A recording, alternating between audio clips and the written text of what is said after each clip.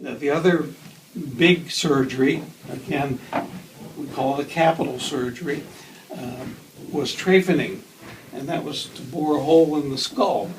And the reason they did this is when you got whacked on the head, lost consciousness, and weren't waking up, they knew and had known for hundreds of years that you were bleeding inside the skull, and that you needed to open the skull to let the blood out, or the pressure would eventually just push your brain out the base of your skull, which would kill you.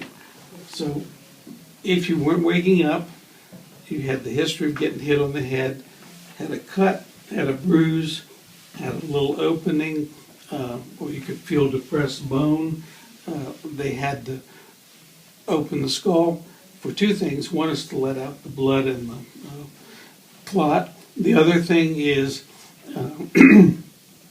they needed a hole if your skull was depressed to get in there with the little elevator and lift up the bone that was pushed in. And they did this with a little circular bone saw called a Trephining, and that's that job there. You held the skin apart with the little retractors. You'd open the skin primarily with a scalpel. Then you take out that little core bone, and then you could let out the clot and the blood. The saw underneath the circular one's called a hay saw, and that was for doing a different kind of Trephining, where you would make parallel cuts in a parallelogram or square and get through the scalp or skull that way. So those were the two big operations.